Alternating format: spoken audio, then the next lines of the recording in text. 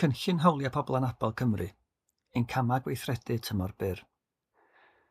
Mae'r golofn gyntaf rhestru enw gweithgor y tasglwyr wedi cynnig y syniad ar gyfer y cam gweithredu yn wreiddiol. Mae llawer o'r camau gweithredu hyn yn drawsbynciol a byddant yn cael eu gweithredu gan wahanol feysydd polisi. Enghraifft, ni fydd yr holl gamau gweithredu sy'n gysylltiedig â'r gweithgor byw'n annibynnol gofal cymdeithasol yn cael eu cyflawni gan bolisi gofal cymdeithasol. Bydd y camau hyn yn cynnal egwyddorion yr erthygla sydd wedi hamlinellu yng Ngofensiwn y Cenhedloedd Unedig ar Hawliau Pobl Anabl ac yn cyd-fynd ag amcanion cydraddoldeb cenedlaethol Llywodraeth Cymru. Mae'r tabl canlynol wedi rannu'n 4 colofn. Maes thematig, cam gweithredu, Confensiwn y Cenhedloedd Unedig ar Hawliau Pobl Anabl ac amcanion cydraddoldeb cenedlaethol.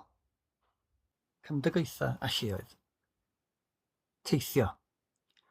Llywodraeth Cymru i weithio gydag awdurdodau lleol a gweithredwyr trafnidiaeth i gasglu a diweddaru data ar argeuledd a lleoliad manna parcio ar gyfer deiliaid bathodyn glas a'i integreiddio ar wefannau trafnidiaeth. Erthygl 9. Hygyrchedd. Amcan cydraddoldeb cenedlaethol 3. Teithio. Llywodraeth Cymru i wella'r cyswllt â phobl anabl wrth ddatblygu gwasanaethau trafnidiaeth hygyrch a threfniadau goruchwylio. Erthygl 4. Rhwymoedigaethau cyffredinol. Amcan cydraddoldeb cenedlaethol 3. Teithio. Llywodraeth Cymru i sicrhau bod sefydliadau trafnidiaeth yn cynnal ymgynghoriadau rheolaidd a chynhwysol gyda phlant a phobl ifanc anabl. Erthygl 7. Plant anabl. Amcanion cydraddoldeb cenedlaethol 3.5. Teithio. Llywodraeth Cymru i ddatblygu rhaglen hyfforddi safonol ar gyfer yr holl staff sy'n delio â chwsmeriad yma i trafnidiaeth, gan gynnwys rheilffyrdd, bysiau, tacsis, cerbydau llogi preifat a meysydd awyr. Mae'r hyfforddiant yn cynnwys y model cymdeithasol o anabledd, deddfwriaeth cydraddoldeb gan gynnwys cŵn tywys a chŵn cymorth a gofal cwsmer da i bobl anabl. Erthygl 8. Cynyddu ymwybyddiaeth. Amcan cydraddoldeb cenedlaethol 3. Tai fforddiadwy a hygyrch. Llywodraeth Cymru i weithio gydag awdurdodau lleol a darparwyr gwasanaethau i wella'r ddarpariaeth o letu hygyrch i bobl anabl, ei gofalwyr a'i plant wrth ffoi rhag trais. Erthygl 16. Rhyddid rhag camfanteisio, trais neu gamdriniaeth. Amcanion cydraddoldeb cenedlaethol 3.4.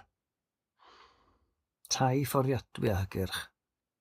Llywodraeth Cymru i adolygu gofynion ansawdd datblygu Cymru 2021 gan gynnwys ei heffaith a'i heffeithiolrwydd.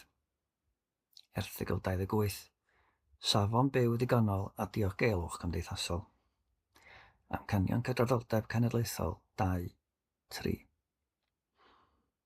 Tai fforddiadwy a hygyrch. Llywodraeth Cymru i weithio gydag awdurdodau lleol i barhau i wella hygyrchedd a chydlynu'r gwaith o gyflwyno addasiadau tai a chyflenwi offer. Erthygl 19. Byw'n annibynnol a chynhwysiant yn y gymuned.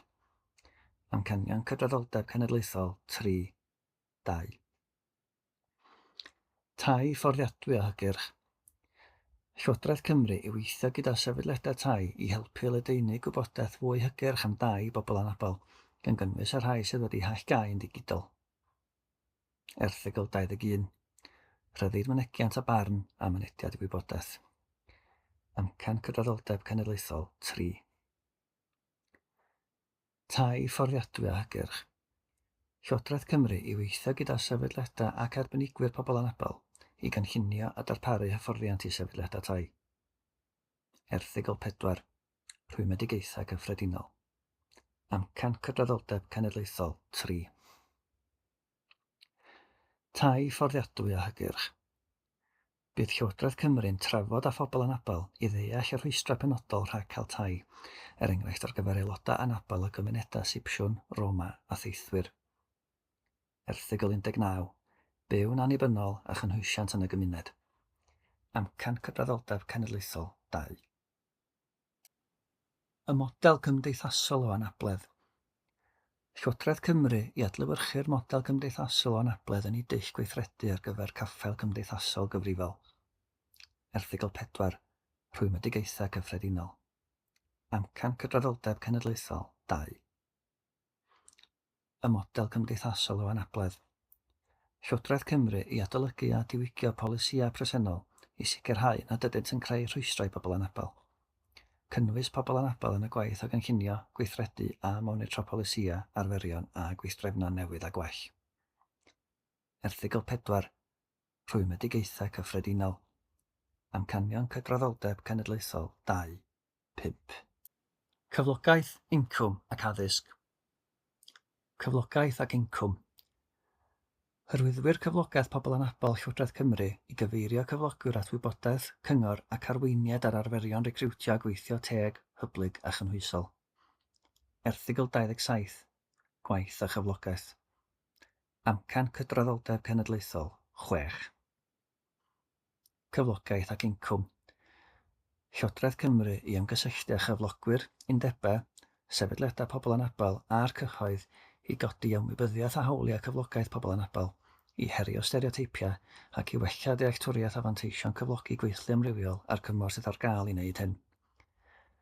Byddwn yn cyflawni hyn drwy ddefnyddio'n rheidwaith o hyrwyddwyr cyflogaeth pobl anabl a chreu cyfleoedd i bartneriad allweddol, fel cyrff sy'n cynrychioli cyflogwyr, undebau llafur, sefydliadau pobl anabl ac eraill, i ddod at ei gilydd a chydweithio i geisio meithrin amgylchedd gwaith mwy cynhwysol a chefnogol. Erthygl 8. Cynyddu ymwybyddiaeth. Amcan cydraddoldeb cenedlaethol 6. Cyflogaeth ac incwm. Llywodraeth Cymru gan weithio ar y cyd am medr ei adolygu gwasanaethau cymorth ar gyfer oedolion anabl sy'n dymuno dychwelyd i addysg neu hyfforddiant. Erthygl 24. Addysg. Amcan cydraddoldeb cenedlaethol 6. Cyflogaeth ac incwm. Llywodraeth Cymru i wella hygyrchedd gwasanaethau cymorth i bobl hunan gyflogedig, gweithwyr llawrydd a phobl anabl sy'n berchnogion busnes a chodi ymwybyddiaeth o'r gwasanaethau hyn. Erthygl 27. Gwaith a chyflogaeth. Amcanion cydraddoldeb cenedlaethol 1. 6. Cyflogaeth ac incwm. Llywodraeth Cymru i gynnal gwerthusiad o'r cynllun prentisiaethau cynhwysol a diweddaru lle byw angen. Erthygl 27. Gwaith a chyflogaeth. Amcanion cydraddoldeb cenedlaethol 1. 6. Plant a phobl ifanc. Llywodraeth Cymru i adolygu llwybrau anacademaidd ac amgen at gyflogaeth, fel hyfforddiant galwdigaethol, prentisiaethau ac interniaethau. Erthygl 27. Gwaith a chyflogaeth. Amcan cydraddoldeb cenedlaethol 6. Plant a phobl ifanc. Llywodraeth Cymru i weithio gyda awdurdodau lleol i ddatblygu cynllun gweithlu addysg drwy ddealltwriaeth o fylchan y gweithlu a gwaith cynllunio'r gweithlu, gan gynnwys y gweithlu arbenigol ar gyfer plant a phobl ifanc anabl. Erthygl 27. Gwaith a chyflogaeth. Amcan cydraddoldeb cenedlaethol 6. Plant a phobl ifanc. Llywodraeth Cymru i ddiweddaru canllawiau'r anghenion gofal iechyd, presenoldeb, rheoli ymddygiad a gwarddiadau, gan ystyried anghenion plant a phobl ifanc anabl. Erthygl 24. Addysg. Amcan cydraddoldeb cenedlaethol 3. Plant a phobl ifanc. Llywodraeth Cymru i ddiweddaru chanllawiau gwrthfwlio a diogelu i warchod plant a phobl ifanc anabl. Erthygl 16. Rhyddid rhag anfanteisio, trais neu gamdriniaeth. Amcan cydraddoldeb cenedlaethol 4. Plant a phobl ifanc. Llywodraeth Cymru i weithio i asiantaethau tocynnau a threfnwyr, lleoliadau a gweithredwyr digwyddiadau i sefydlu a gweithredu polisïau prisio teg a thryloio sy'n ystyried anghenion ac amgylchiadau plant ac oedolion anabl, ac yn darparu gostyngiadau, concesiynau neu fynediad am ddim lle bod hynny'n briodol. Erthygl 30. Cyfranogiad mewn bywyd diwylliannol, hamdden a chwaraeon. Amcan cydraddoldeb cenedlaethol 5. Byw'n annibynnol. Llesiant, iechyd a gofal gymdeithasol. Llesiant. Llywodraeth Cymru i gynnwys gwybodaeth sy'n ymwneud â'r model gymdeithasol o anabledd yn y cais am grant a'r broses werthuso ar gyfer pob prosiect. Erthygl 19. Byw'n annibynnol a chynhwysiant yn y gymuned. Amcan cydraddoldeb cenedlaethol 5. Llesiant. Llywodraeth Cymru weithio gyda sefydliadau diwylliannol, treftadaeth, y celfyddydau, chwaraeon a hamdden i gynyddu ar geilydd ac ansawdd arddangosfeydd, perfformiadau, gema a digwyddiadau hygyrch gan sicrhau bod yn cynrychioli amrywiaeth Cymru. Mae hyn yn cynnwys cael gwared ar rwystra ffisegol gyda darpariaeth glir o iaith arwyddion Prydain, disgrifiad sain ystyriol awtistiaeth er enghraifft. Erthygl 30. Cyfranogiad mewn bywyd diwylliannol, hamdden a chwaraeon. Amcan cydraddoldeb cenedlaethol 5. Llesiant. Llywodraeth Cymru i adolygu sut mae rhaglen gyfalaf gofal plant a'r blynyddoedd cynnar yn cefnogi hygyrchedd ar amgylchedd ffisegol ar gyfer gwasanaethau gofal plant a chwarae cofresedig ganhwysol. Erthygl 7. Plant Anabl. Amcan cydraddoldeb cenedlaethol 3. Llesiant. Llywodraeth Cymru i weithio gydag awdurdodau lleol a rhanddeiliad yn y sector i helpu gweithwyr gofal plant a chwarae i gael gafal ar yr hyfforddiant a'r adnoddau sydd eu hangen i helpu plant anabl i gael gofal plant yn Gymraeg ac yn Saesneg. Erthygl 7. Plant Anabl. Amcan cydraddoldeb cenedlaethol 3. Llesiant. Llywodraeth Cymru i sefydlu bwrdd cynghori allanol i ddarparu cyngor a chymorth ar gyflawni'r cynllun hawliau pobl anabl trawslwyddiaethol. Erthygl 29. Cyfranogiad mewn bywyd gwleidyddol a chyhoeddus. Amcan cydraddoldeb cenedlaethol 2. Byw'n annibynnol. Gofal cymdeithasol.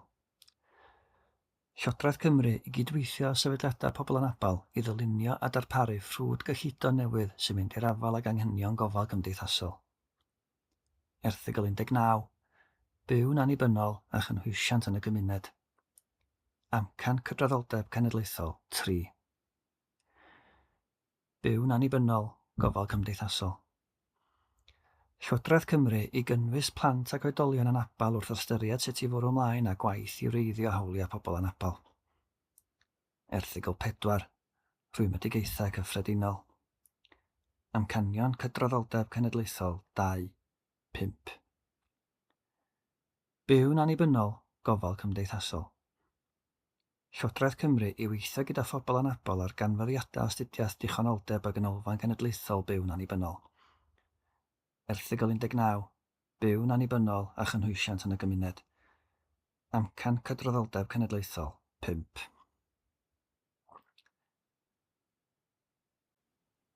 Byw'n annibynnol. Iechyd a gofal cymdeithasol. Llywodraeth Cymru i weithio mewn partneriaeth i ddatblygu hyfforddiant i'r gweithlu iechyd gan gynnwys staff iechyd mewn carchardai a gofal cymdeithasol ar y model cymdeithasol o anabledd gan sicrhau bod plant ac oedolion anabl yn cyd-gynhyrchu. Erthygl 25. Iechyd. Amcan cydraddoldeb cenedlaethol 3. Byw'n annibynnol. Gofal cymdeithasol.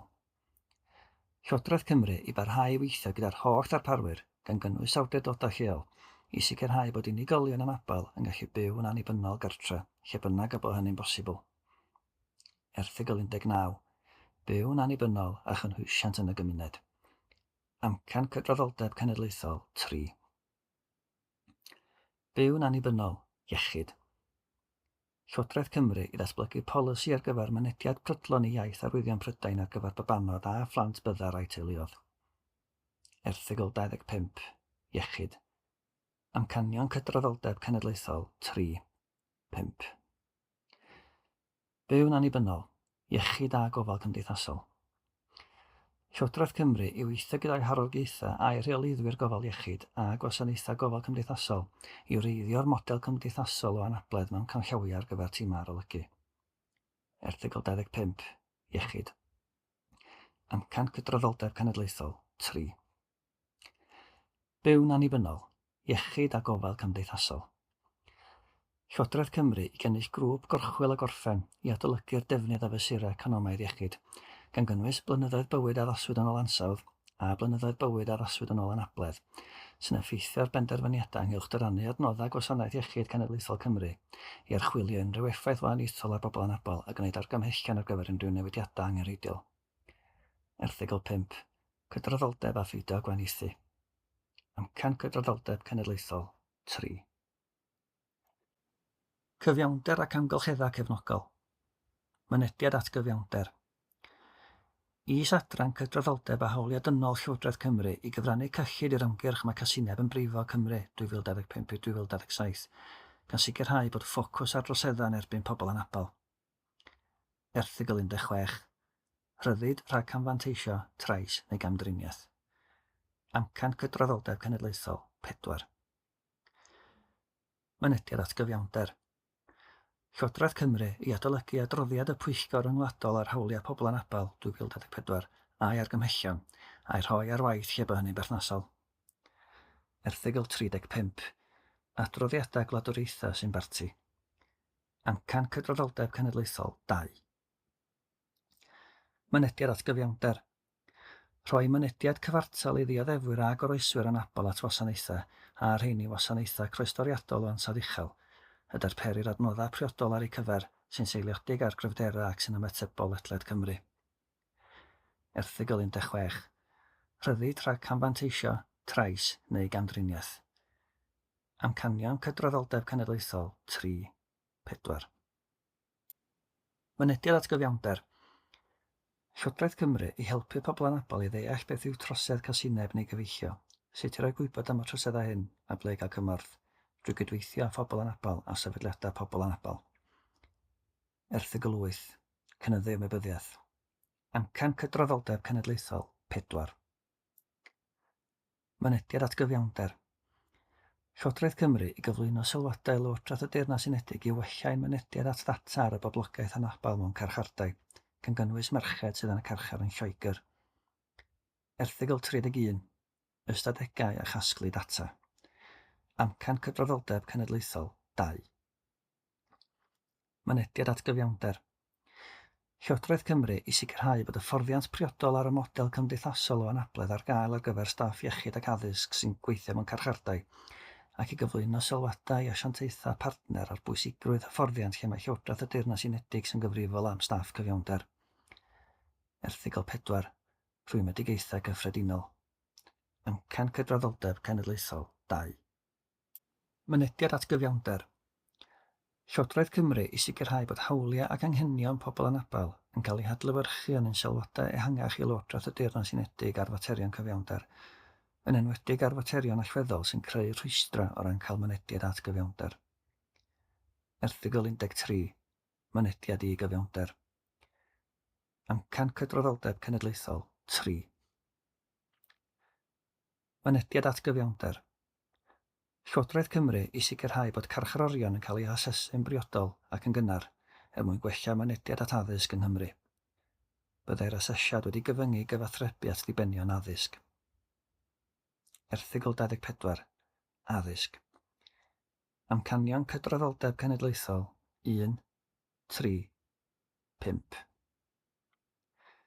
Mynediad at gyfiawnder. Wrth ddatblygu strategaeth atal ac ymateb i gam-drin plant a rhywiol, bydd Llywodraeth Cymru'n sicrhau bod anghenion pobl anabl yn cael sylw blaenllaw. Erthygl 31. Ystadegau a chasglu data. Amcanion cydraddoldeb cenedlaethol 2, 4.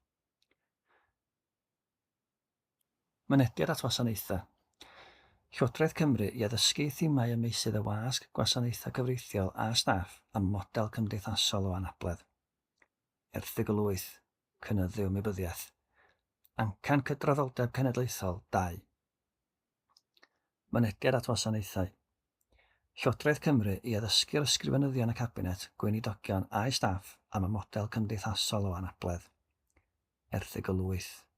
Cynyddu ymwybyddiaeth. Amcan cydraddoldeb cenedlaethol 2. Mynediad at wasanaethau.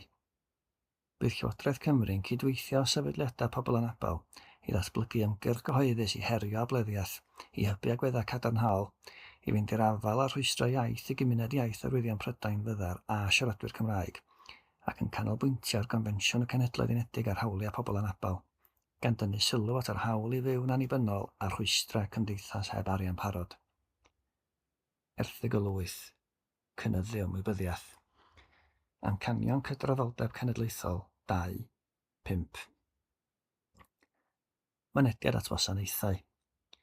Llywodraeth Cymru i annog sefydliadau a chyflogwyr i benodi hyrwyddwr pobl anabl a rhannu enghreifftiau o arferion da ac adnoddau. Erthygl 27. Gwaith a chyflogaeth.